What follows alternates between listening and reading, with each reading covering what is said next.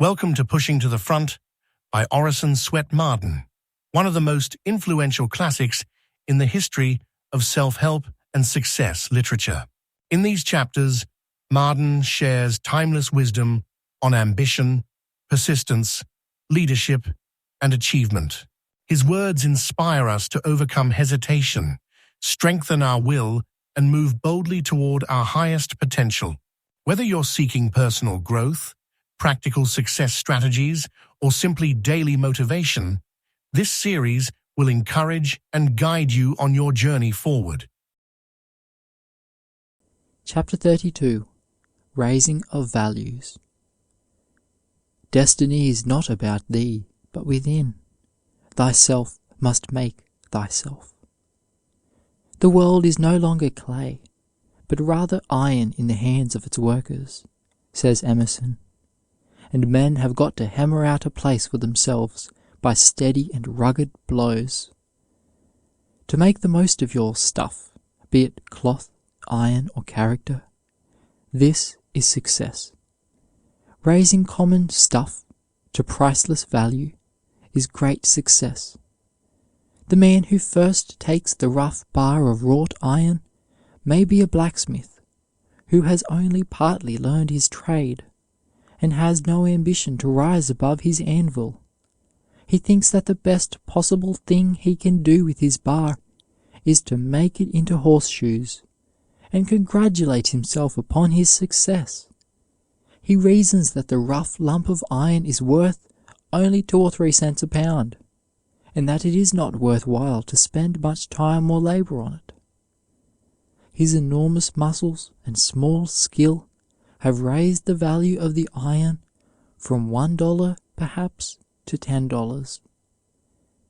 Along comes a cutler with a little better education, a little more ambition, a little finer perception, and says to the blacksmith, "Is this all you can see in that iron?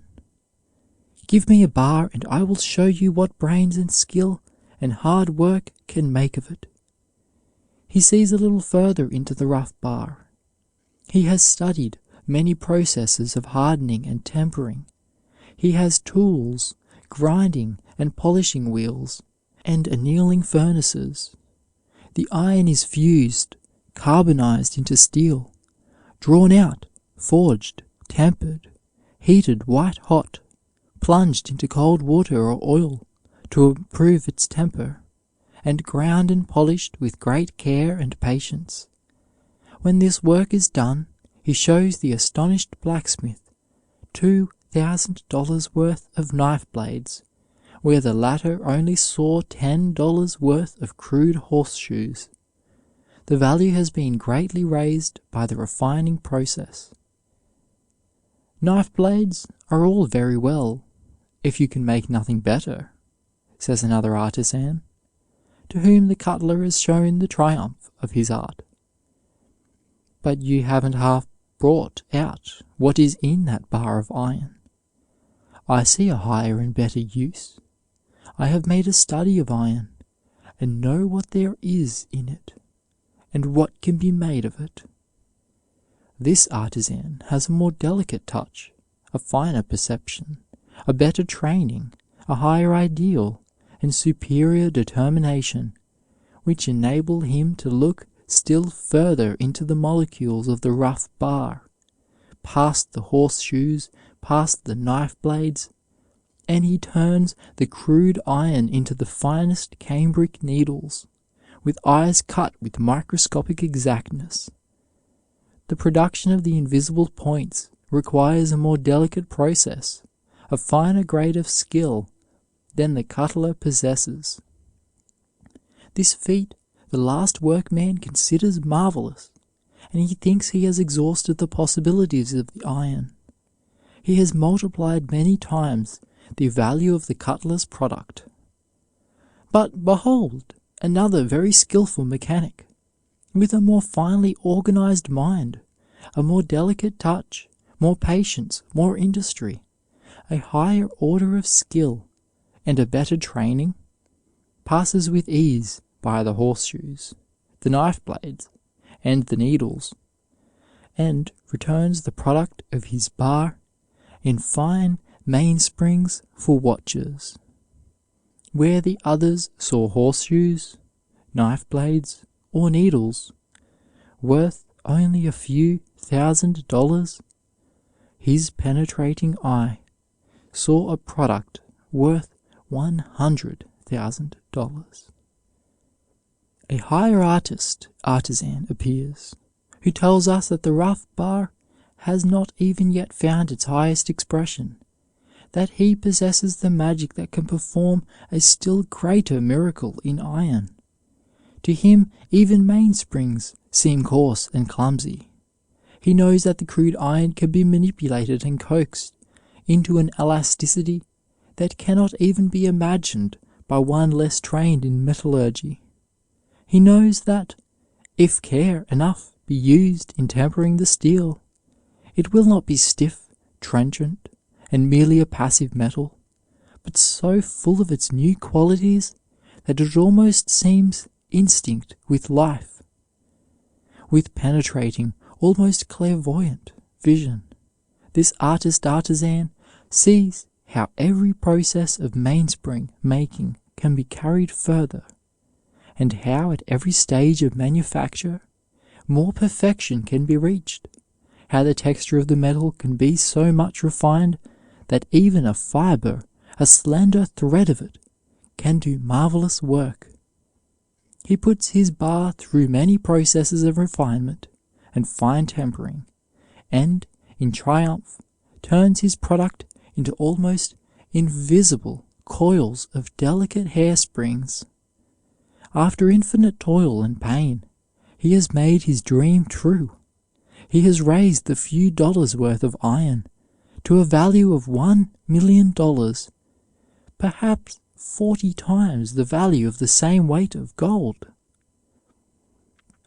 Still another workman, whose processes are so almost infinitely delicate, whose product is so little known by even the average educated man, that his trade is unmentioned by the makers of dictionaries and encyclopedias, takes but a fragment of one of the bars of steel, and develops its higher possibilities with such marvelous accuracy, such ethereal fineness of touch, that even mainsprings and hairsprings are looked back upon as coarse, crude, and cheap.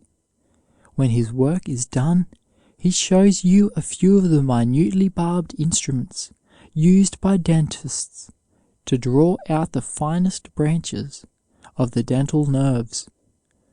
While a pound of gold, roughly speaking, is worth about $250, a pound of these slender, barbed filaments of steel, if a pound could be collected, might be worth hundreds of times as much. Other experts may still further refine the product, but it will be many a day before the best will exhaust the possibilities of a metal that can be subdivided until its particles will float in the air. It sounds magical, but the magic is only that wrought by the application of the homeliest virtues, by the training of the eye, the hand, the perception, by painstaking care, by hard work, and by determination and grit. If a metal, possessing only a few coarse material qualities, is capable of such marvelous increase in value, by mixing brains with its molecules, who shall set bounds to the possibilities of the development of a human being, that wonderful compound of physical, mental, moral, and spiritual forces? Whereas in the development of iron, a dozen processes are possible, 1,000 influences may be brought to bear upon mind and character. While the iron is an inert mass, acted upon by external influences only, the human being is a bundle of forces, acting and counteracting, yet all capable of control and direction by the higher self, the real, dominating personality. The difference in human attainment is due only slightly to the original material. It is the ideal followed and unfolded, the effort made, the processes of education and experience undergone that fuse, hammer, and mold our life bar into its ultimate development. Life, everyday life, has counterparts of all the tortures the iron undergoes, and through them it comes to its highest expression. The blows of opposition, the struggles amid want and woe, the fiery trials of disaster and bereavement, the crushings of iron circumstances, the raspings of care and anxiety, the grinding of constant difficulties, the rebuffs that chill enthusiasm, the weariness of years of dry, dreary drudgery in education and discipline, all these are necessary to the man who would reach the highest success. The iron, by this manipulation, is strengthened, refined, made more elastic or more resistant, and adapted to the use each artisan dreams of. If every blow should fracture it, if every furnace should burn the life out of it, if every roller should pulverize it, of what use would it be? It has that virtue, those qualities that withstand all, that draw profit from every test, and come out triumphant in the end. In the iron, the qualities are, in the main, inherent. But in ourselves, they are largely matters of growth, culture, and development, and all are subject to the dominating will. Just as each artisan sees in the crude iron some finished, refined product, so must we see in our lives glorious possibilities, if we would but realize them. If we see only horseshoes or knife blades, all our efforts and struggles will never produce hairsprings. We must realize our own adaptability to great ends. We must resolve to struggle, to endure trials and tests, to pay the necessary price, confident that the result will pay us for our suffering, our trials, and our efforts. Those who shrink from the forging, the rolling, and the drawing out are the ones who fail, the nobodies, the faulty characters, the criminals. Just as a bar of iron, if exposed to the elements, will oxidize and become worthless, so will character deteriorate if there is no constant effort to improve its form, to increase its ductility, to temper it, or to better it in some way. It is easy to remain a common bar of iron, or comparatively so, by becoming merely a horseshoe. But it is hard to raise your life product to higher values. Many of us consider our natural gift bars poor, mean, and inadequate, compared with those of others.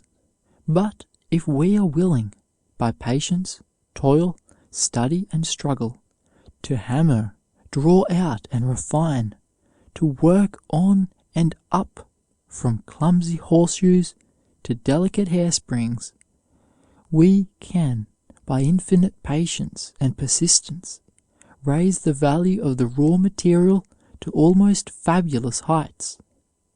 It was thus that Columbus, the weaver, Franklin, the journeyman printer, Aesop, the slave, Homer, the beggar, Demosthenes, the cutler's son, Ben Jonson, the bricklayer, Cervantes, the common soldier, and Haydn, the poor wheelwright's son, developed their powers until they towered head and shoulders above other men.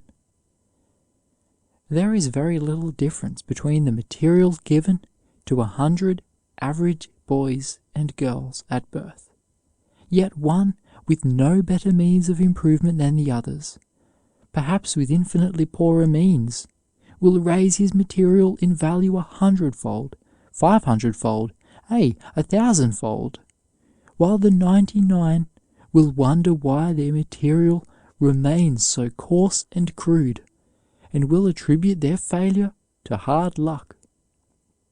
While one boy is regretting his want of opportunities, his lack of means to get a college education, and remains in ignorance, another, with half his chances, picks up a good education in the odds and ends of time which other boys throw away. From the same material, one man builds a palace and another a hovel. From the same rough piece of marble, one man calls out an angel of beauty which delights every beholder, another a hideous monster which demoralizes everyone who sees it. The extent to which you can raise the value of your life bar depends very largely upon yourself. Whether you go upward to the mainspring or hairspring stage depends very largely upon your ideal, your determination to be the higher thing, upon your having the grit to be hammered, to be drawn out, to be thrust from the fire into cold water or oil in order to get the proper temper. Of course, it is hard and painful, and it takes lots of stamina to undergo the processes that produce the finest product. But would you prefer to remain a rough bar of iron or a horseshoe all your life? End of chapter 32. Raising of Values. If you enjoy timeless wisdom like this, consider subscribing for more audiobooks just like it. Chapter 33. Self-Improvement Through Public Speaking. It does not matter whether you want to be a public speaker or not. Everybody should have such complete control of himself, should be so self-centered and self-posed that he can get up in any audience, no matter how large or formidable, and express his thoughts clearly and distinctly. Self-expression in some manner is the only means of developing mental power. It may be in music, it may be on canvas, it may be through oratory, it may come through selling goods or writing a book, but it must come through self-expression. Self-expression in any legitimate form tends to call out what is in a man, his resourcefulness, inventiveness.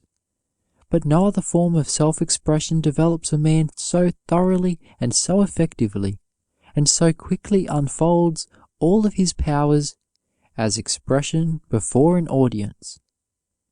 It is doubtful whether anyone can reach the highest standard of culture without studying the art of expression, especially public vocal expression. In all ages, oratory has been regarded as the highest expression of human achievement. Young people, no matter what they intend to be, whether blacksmith or farmer, merchant or physician, should make it a study. Nothing else will call out what is in a man so quickly and so effectively as the constant effort to do his best in speaking before an audience. When one undertakes to think on his feet and speak extemporaneously before the public, the power and the skill of the entire man are put to a severe test. The writer has the advantage of being able to wait for his moods. He can write when he feels like it, and he knows that he can burn his manuscript again and again if it does not suit him. There are not 1,000 eyes upon him. He does not have a great audience criticizing every sentence, weighing every thought. He does not have to step upon the scales of every listener's judgment to be weighed, as does the orator.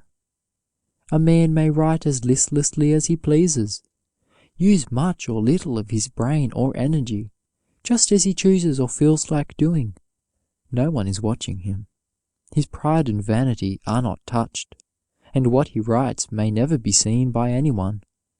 Then there is always a chance for revision. In conversation, we do not feel that so much depends upon our words. Only a few persons hear them, and perhaps no one will ever think of them again. In music, whether vocal or instrumental, what one gives out is only partially one's own. The rest is the composer's. Yet anyone who lays any claim to culture should train himself to think on his feet, so that he can at a moment's notice rise and express himself intelligently. The occasions for little speaking are increasing enormously. A great many questions which used to be settled in the office are now discussed and settled at dinners. All sorts of business deals are now carried through at dinners. There was never before any such demand for dinner oratory as today. We know men who have, by the dint of hard work and persistent grit, lifted themselves into positions of prominence, and yet they are not able to stand on their feet in public, even to make a few remarks, or scarcely to put a motion without trembling like an aspen leaf.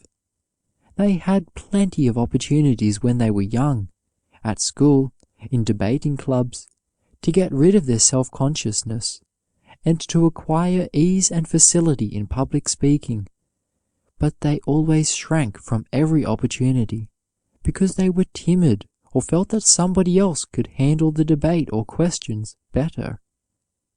There are plenty of businessmen today who would give a great deal of money if they could only go back and improve the early opportunities for learning to think and speak on their feet, which they threw away. Now they have money, they have position, but they are nobodies when called upon to speak in public. All they can do is to look foolish, blush, stammer out an apology, and sit down. Some time ago, I was at a public meeting when a man who stands very high in the community, who is king in his specialty, was called upon to give his opinion upon the matter under consideration, and he got up and trembled and stammered and could scarcely say his soul was his own. He could not even make a decent appearance. He had power and a great deal of experience, but there he stood as helpless as a child, and he felt cheap, mortified, embarrassed, and probably would have given anything if he had early in life trained himself to get himself in hand, so that he could think on his feet and say with power and effectiveness that which he knew. At the very meeting where this strong man, who had the respect and confidence of everybody who knew him, and who made such a miserable failure of his attempt to give his opinion upon an important public matter on which he was well posted, being so confused and self-conscious and stage-struck that he could say scarcely anything, a shallow-brained businessman in the same city, who hadn't 100th part of the other man's practical power in affairs, got up and made a brilliant speech, and strangers no doubt thought that he was much the stronger man. He had simply cultivated the ability to say his best thing on his feet, and the other man had not, and was placed at a tremendous disadvantage. A very brilliant young man in New York, who has climbed to a responsible position in a very short time, tells me that he has been surprised on several occasions when he has been called upon to speak at banquets, or on other public occasions, at the new discoveries he has made of himself, of power which he never before dreamed he possessed, and he now regrets more than anything else that he has allowed so many opportunities for calling himself out to go by in the past. The effort to express one's ideas in lucid, clean-cut, concise telling English tends to make one's everyday language choicer and more direct, and improve one's diction generally. In this and other ways, speech-making develops mental power and character. This explains the rapidity with which a young man develops in school or college when he begins to take part in public debates or in debating societies. Every man, says Lord Chesterfield, may choose good words instead of bad ones, and speak properly instead of improperly. He may have grace in his motions and gestures, and may be a very agreeable man instead of disagreeable speaker, if he will take care and pains. It is a matter of painstaking and preparation. There is everything in learning what you wish to know. Your vocal culture, manner, and mental furnishing are to be made a matter for thought and careful training.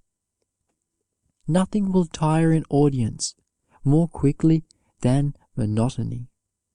Everything expressed on the same dead level. There must be variety. The human mind tires very quickly without it. This is especially true of a monotonous tone. It is a great art to be able to raise and lower the voice with sweet flowing cadences which please the ear. Gladstone said, 99 men in every 100 never rise above mediocrity, because the training of the voice is entirely neglected and considered of no importance. It was indeed said of a certain Duke of Devonshire that he was the only English statesman who ever took a nap during the progress of his own speech. He was a perfect genius for dry, uninteresting oratory, moving forward with a monotonous droning, and pausing now and then, as if refreshing himself by slumber.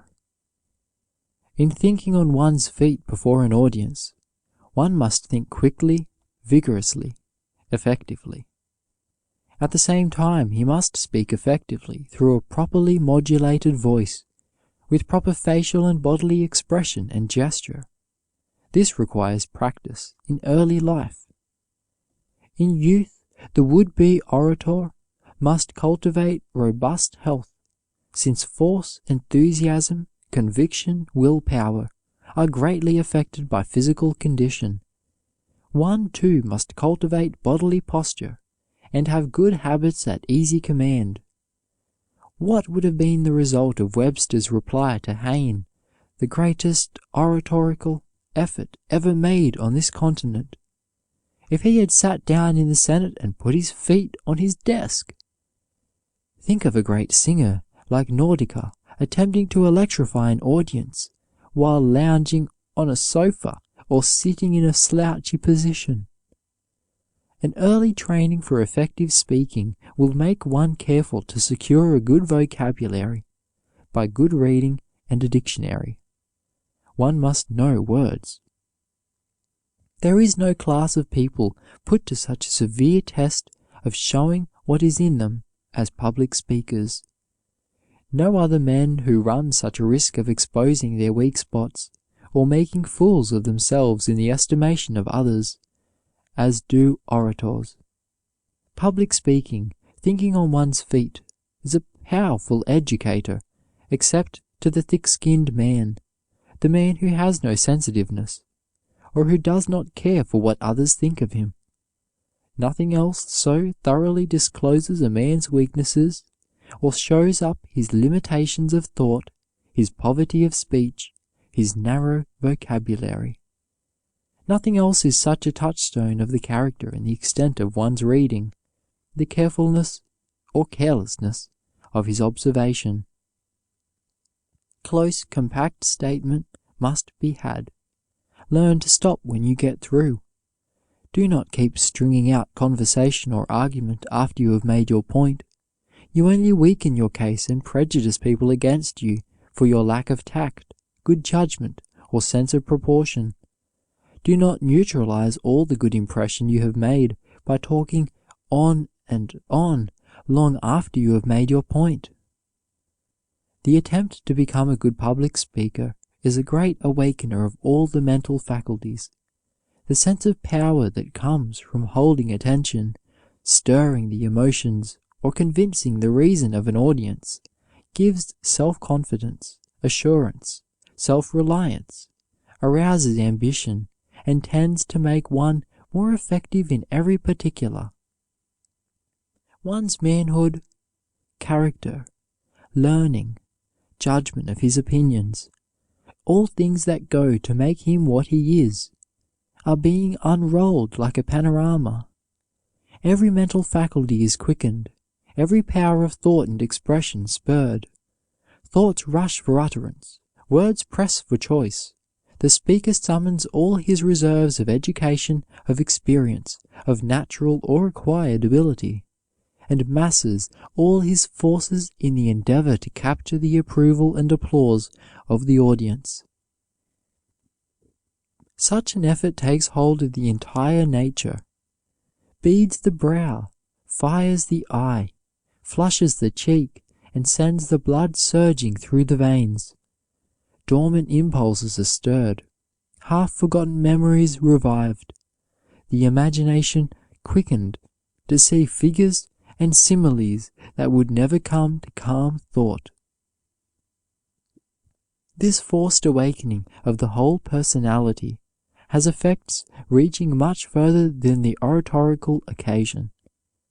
The effort to marshal all one's reserves in a logical and orderly manner, to bring to the front all the power one possesses, leaves these reserves permanently better in hand, more readily in reach. The debating club is the nursery of orators. No matter how far you have to go to attend it, or how much trouble it is, or how difficult it is to get the time, the drill you will get by it is the turning point. Lincoln, Wilson, Webster, Choate, Clay, and Patrick Henry got their training in the old-fashioned debating society. Do not think that because you do not know anything about parliamentary law that you should not accept the presidency of your club or debating society. This is just the place to learn, and when you have accepted the position, you can post yourself on the rules, and the chances are that you will never know the rules until you are thrust into the chair, where you will be obliged to give rulings. Join just as many young people's organizations, especially self-improvement organizations, as you can, and force yourself to speak every time you get a chance. If the chance does not come to you, make it. Jump to your feet and say something upon every question that is up for discussion. Do not be afraid to rise to put a motion or to second it, or give your opinion upon it. Do not wait until you are better prepared. You never will be. Every time you rise to your feet will increase your confidence, and after a while you will form the habit of speaking until it will be as easy as anything else. And there is no one thing which will develop young people so rapidly and effectively as the debating clubs and discussions of all sorts. A vast number of our public men have owed their advance more to the old-fashioned debating societies than anything else.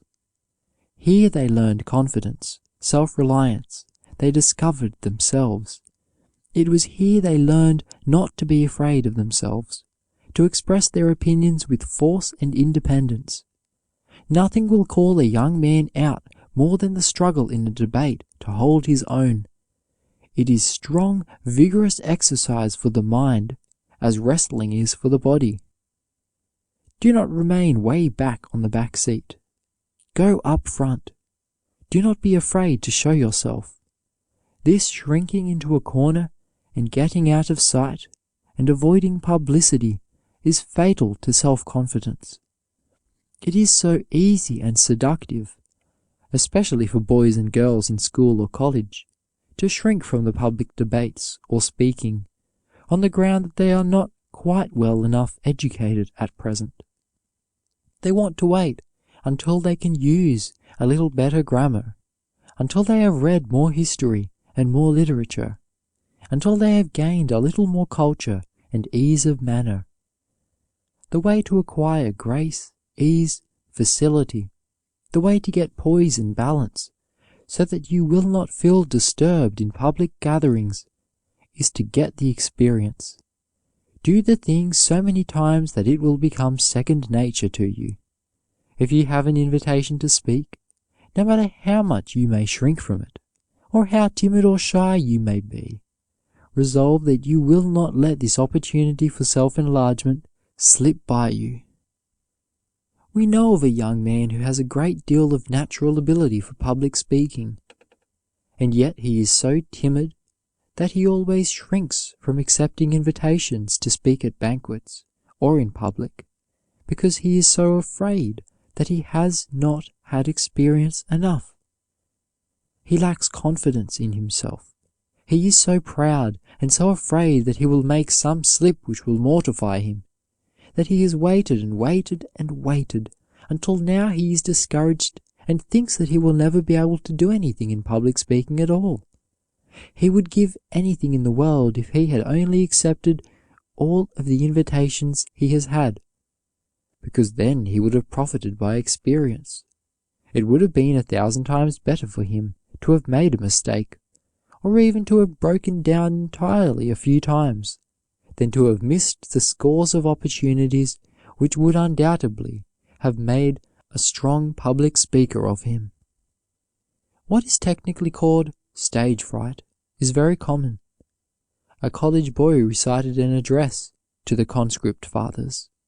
His professor asked, "Is that the way Caesar would have spoken it?" "Yes," he replied, "if Caesar had been scared half to death, and as nervous as a cat." An almost fatal timidity seizes on an inexperienced person when he knows that all eyes are watching him, that everybody in his audience is trying to measure and weigh him, studying him, scrutinizing him, to see how much there is in him, what he stands for, and making up their minds whether he measures more or less than they expected.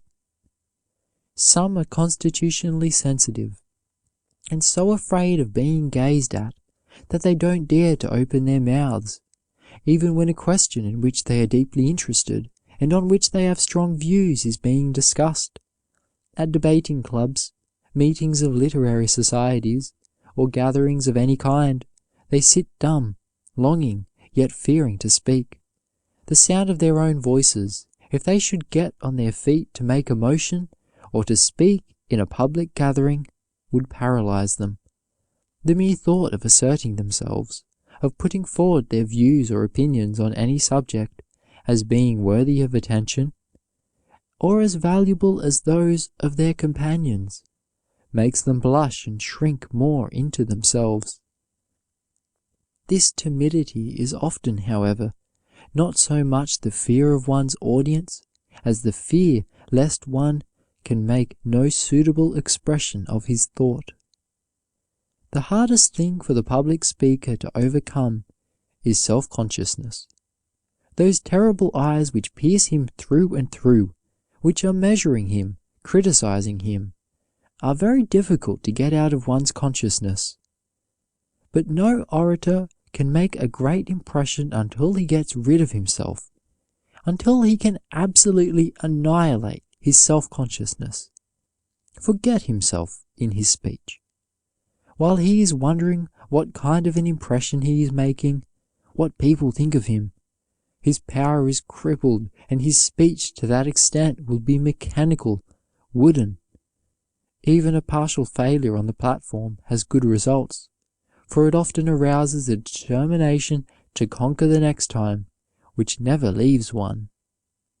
Demosthenes' heroic efforts, and Disraeli's "The time will come when you will hear me," are historic examples.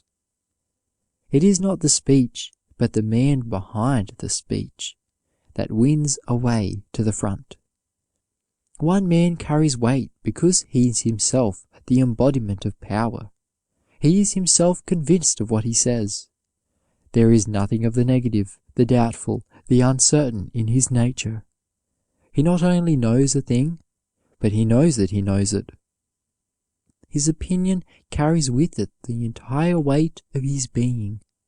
The whole man gives consent to his judgment. He himself is in his conviction, in his act. One of the most entrancing speakers I have ever listened to, a man to hear whom people would go long distances and stand for hours to get admission to the hall where he spoke, never was able to get the confidence of his audience because he lacked character. People liked to be swayed by his eloquence. There was a great charm in the cadences of his perfect sentences. But somehow they could not believe what he said. The orator must be sincere. The public is very quick to see through shams. If the audience sees mud at the bottom of your eye, that you are not honest yourself, that you are acting, they will not take any stock in you. It is not enough to say a pleasing thing, an interesting thing. The orator must be able to convince, and to convince others, he must have strong convictions. Great speeches have become the beacon lights of history. Those who are prepared acquire a world-wide influence when the fit occasion comes. Very few people ever rise to their greatest possibilities, or ever know their entire power until confronted by some great occasion. We are as much amazed as others are when, in some great emergency, we outdo ourselves. Somehow the power that stands behind us in the silence, in the depths of our natures, comes to our relief, intensifies our faculties 1,000-fold, and enables us to do things which before we thought impossible. It would be difficult to estimate the great part which practical drill in oratory may play in one's life. Great occasions, when nations have been in peril, have developed and brought out some of the greatest orators of the world. Cicero, Mirabeau, Patrick Henry, Webster, and John Bright might all be called to witness to this fact. The occasion had much to do with the greatest speech delivered in the United States Senate, Webster's reply to Hayne. Webster had no time for immediate preparation, but the occasion brought all the reserves in this giant, and he towered so far above his opponent that Hayne looked like a pygmy in comparison. The pen has discovered many a genius, but the process is slower and less effective than the great occasion that discovers the orator. Every crisis calls out ability, previously undeveloped, and perhaps unexpected. No orator living was ever great enough to give out the same power and force and magnetism to an empty hall, to empty seats, that he could give to an audience capable of being fired by his theme. In the presence of the audience lies a fascination, an indefinable magnetism that stimulates all the mental faculties and acts as a tonic and vitalizer. An orator can say before an audience what he could not possibly say before he went on the platform, just as we can often say to a friend in animated conversation things which we could not possibly say when alone. As when two chemicals are united, a new substance is formed from the combination, which did not exist in either alone. He feels surging through his brain the combined force of his audience, which he calls inspiration, a mighty power which did not exist in his own personality. Actors tell us that there is an indescribable inspiration which comes from the orchestra, the footlights, the audience, which it is impossible to feel at a cold, mechanical rehearsal. There is something in a great sea of expectant faces, which awakens the ambition and arouses the reserves of power, which can never be felt except before an audience. The power was there just the same before, but it was not aroused. In the presence of the orator, the audience is absolutely in his power to do as he will. They laugh or cry as he pleases, or rise and fall at his bidding, until he releases them from the magic spell. What is oratory but to stir the blood of all hearers, to so arouse their emotions that they cannot control themselves a moment longer without taking the action to which they are impelled? His words are laws, may be well said of the statesmen whose orations sway the world. What art is greater than that of changing the minds of men? Wendell Phillips so played upon the emotions, so changed the convictions of Southerners who hated him, but who were curious to listen to his oratory, that, for the time being, he almost persuaded them that they were in the wrong. I have seen him when it seemed to me that he was almost godlike in his power. With the ease of a master he swayed his audience. Some who hated him in the slavery days were there, and they could not resist cheering him. He warped their own judgment, and for the time took away their prejudice. When James Russell Lowell was a student, said Wetmore Story, he and Story went to Faneuil Hall to hear Webster. They meant to hoot him for his remaining in Tyler's cabinet. It would be easy, they reasoned, to get the 3,000 people to join them. When he begun, Lowell turned pale and Story livid. His great eyes, they thought, were fixed on them. His opening words changed their scorn to admiration and their contempt to approbation. He gave us a glimpse into the Holy of Holies, said another student, in relating his experience in listening to a great preacher. Is not oratory a fine art? The wellspring of eloquence, when up-gushing as the very water of life, quenches the thirst of myriads of men, like the smitten rock of the wilderness, reviving the life of desert wanderers. End of chapter 33. Self-improvement through public speaking.